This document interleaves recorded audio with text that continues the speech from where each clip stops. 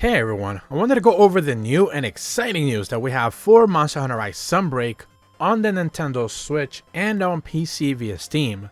PlayStation, Xbox, and Windows players will have to wait just a bit longer as Sunbreak content is still not available there.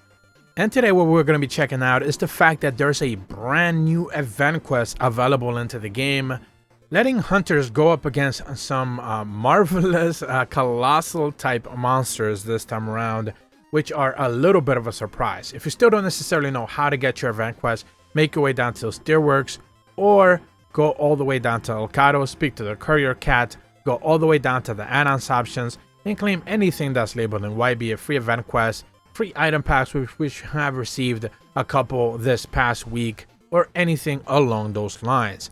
PlayStation, Xbox, and Windows players should be able to do that as well, since there's plenty of day one content available in that regard. And today, pretty much the event quest that we got puts us up against a massive Tigrex and two massive Diablos. This is a Master Rank 4 event quest called Running Out of Ideas. Now, the title, a lot of people have kind of picked up on the fact that it's a little bit of a sarcastic title. I'm not necessarily sure if it is trying to be sarcastic. It probably is. But ultimately, the title doesn't necessarily mean anything, and you are really just fighting some colossal monsters because they are basically the 100% maxed out crown versions of these monsters. If you know anything about crowns, you know that they could be making a monster big or small, and in this quest, you're going to be fighting the biggest version of these three monsters.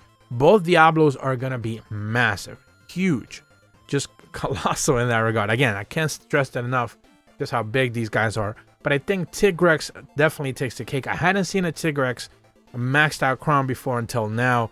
This thing is just ridiculously massive, so it was a delight to be able to fight it.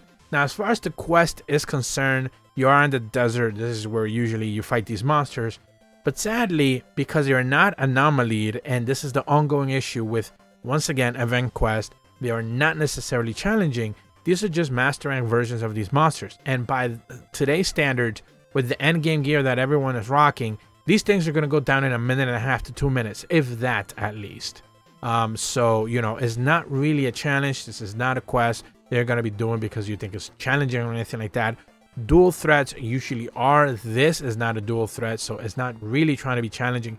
It is just kind of disappointing. These monsters look massive, they look ferocious, they look angry, but they just go down in a whimper. They don't last at all. Again, if you have a gunner just shredding through with pierce, these things are just not going to last very long, especially elemental piercers now. It's just getting ridiculous.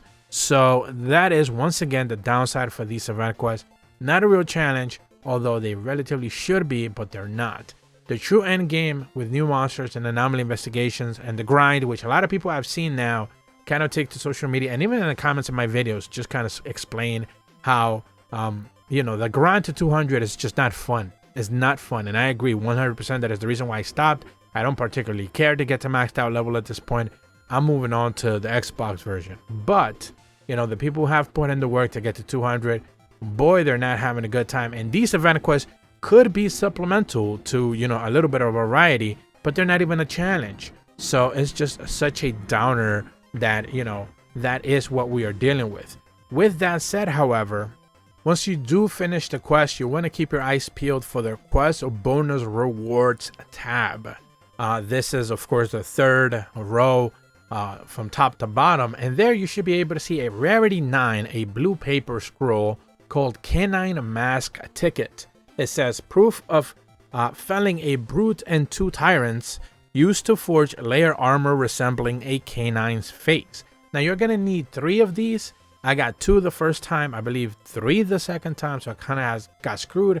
I had to do the quest again, but no big deal. This kind of just part of the whole RNG situation for this game.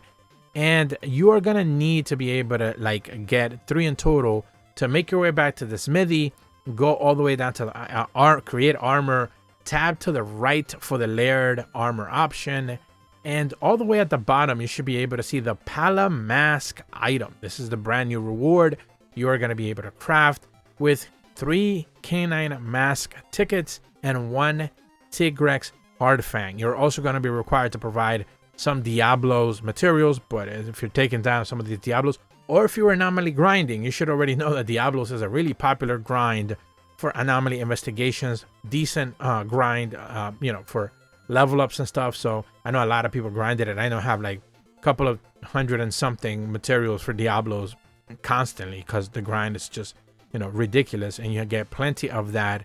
Pretty good also for crafting, decorations, for talismans and stuff.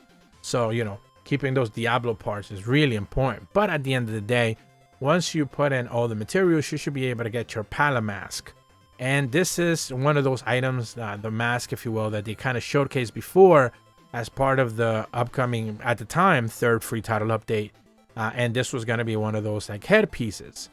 And it's interesting that it's just pretty much a Palamute kind of holding a scroll that is kind of like the mouth section of it. But interestingly enough, the sides are kind of smoky, which I didn't necessarily expect. Of course, in the still images, they didn't necessarily show that originally. But now we do get to see that it's a little bit of a smoky mask, if you will. A lot of people said that your character kind of looks like it's vaping, which of course kids shouldn't be vaping. That is like not good, I think, or something like that.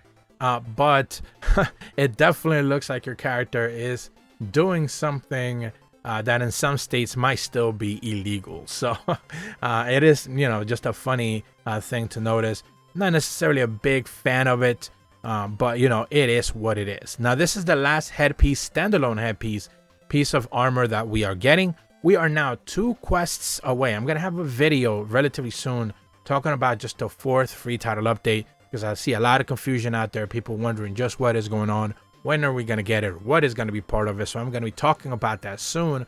But just know, if you're still watching this video, and I thank you if you still are, that we are just 2 event quests away from the inevitable end of all the event quests, which usually means the subsequent week is when we get the next free title update. So if we're pretty much, 2 event quests away from the end, that presentation is coming. And of course, in early February, we should be expecting this 4th free title update to drop.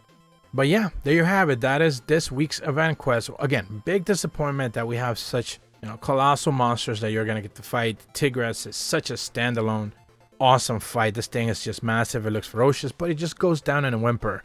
Diablos, I've seen big Diablos before in previous quests, I think. And, not necessarily all that standout.